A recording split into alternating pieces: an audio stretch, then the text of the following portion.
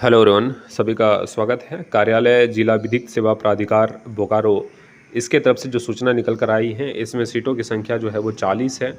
40 सीटों पर जो है वो वैकेंसी निकाली गई हैं।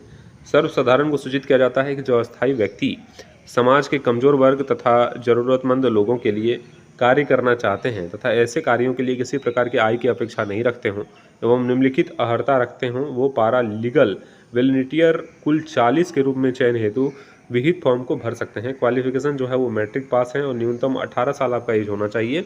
अधिकतम एज यहाँ पे नहीं दिया गया है, ठीक है। न्यूनतम उम्र अगर आपका जो है 18 साल है और अगर आप मैट्रिक पास हैं तो इस 40 पद के लिए जो है आप सभी विद्यार्थी एलिजिबल हैं। इसमें भरना क्या है इसको थोड़ा देखेंगे।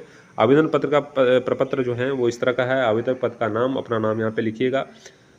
उस आवेदित पद का नाम यहाँ पे, इस पद का नाम जो है आप सभी विद्यार्थी लिख दीजिएगा, ठीक है। पारा लीगल वॉलंटियर, उसके बाद अपना नाम यहाँ पे लिखेंगे। पिता का नाम, अस्थायी पता, पत्राचार पता, पंचायत तथा प्रखंड, थाना, मोबाइल नंबर, जन्मतिथि, शैक्षणिक योग्यता, कोटि, वर्तमान नियोजित यदि हो, सामाजिक कार्यों के में यदि संलग्न है तो विवरण दें। उस तरह के कभी आप सामाजिक कार्य किए हैं तो उसको भी यहाँ पे देने का प्रयास करेंगे, ठीक है। पैरालीगल वॉलंटियर के रूप में कार्य या चयन पूर्णतः अस्थायी होगा, मतलब ये परमानेंट जॉब नहीं है। एवं समय समय पर झालसा या जिला विधिक सेवा प्राधिकार बोकारो द्वारा निश्चित मानदेय वर्तमान में ₹750 प्रति कार्य दिवस, मतलब जिस दिन आप काम करेंगे उस दिन आपको 750 रुपया दिया जाएगा। इसके अतिरिक्त कोई भी पैसा आपको नहीं दिया जाएगा। आवेदकों द्वारा आवेदन स्वहस्तलिखित एवं दिए गए प्रपत्र में ही जमा करना है एवं लिफाफे के ऊपर पारा लीगल वॉलंटियर के रूप में चयन हेतु आवेदन लिखना सुनिश्चित करेंगे। तो इस पोस्ट को लिखना है आपने, जो भी आप सबमिट करेंगे उस डॉक्यूमेंट्स में, लिफाफे में, ठीक है।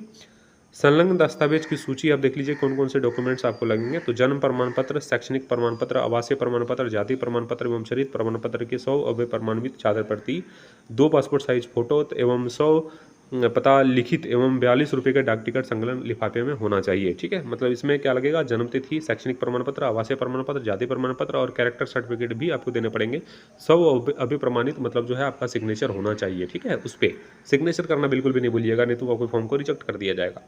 आवेदन सचिव जिला विधिक सेवा प्राधिकार बोकारो या सचिव अनुमंडलीय विधिक सेवा समिति बेरमो स्थित तेनुघाट के नाम से HP पोस्ट के हाथों हाथ जमा करना है।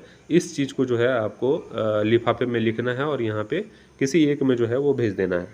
पैरालीगल वॉलंटियर के रूप में चयन सिर्फ अगले 1 वर्ष के लिए मान्य होंगी, जो कि उनके कार्य के प्रदर्शन के आधार पर ही आगे कार्य विस्तार किया जाएगा। मतलब ये है कि अभी जो है आपका 1 साल तक जो है 1 साल के लिए चुनाव किया जाएगा।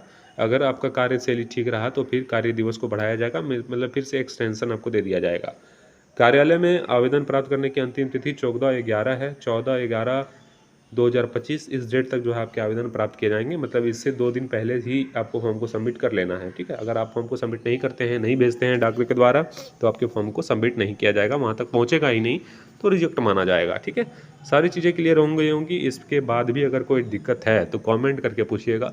कमेंट में आपके प्रश्नों का जवाब देने का प्रयास करूंगा। आप सभी का शुक्रिया, धन्यवाद। चैनल को सब्सक्राइब कर लीजिएगा।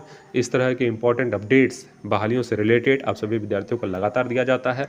जो विद्यार्थी को इस तरह की वैकेंसी की जानकारी नहीं मिल पाती है, ठीक है, आपको कुछ करना नहीं है, चैनल को सिर्फ सब्सक्राइब कर लेना है। इस तरह की बहालियाँ जब भी आपके ज़िले, ब्लॉक में, आपके राज्य में आएंगी, जो आप सभी विद्यार्थियों को पता नहीं चल पाता है, और वैसी बहालियों में जो है वो कंपटीशन कम होता है, ठीक है। इस तरह की बहाली की जानकारी सभी विद्यार्थियों को नहीं हो पाती है।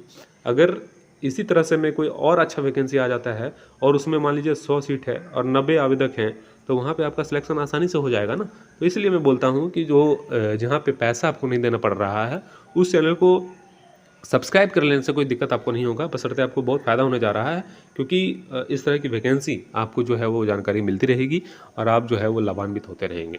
आप सभी का शुक्रिया, धन्यवाद।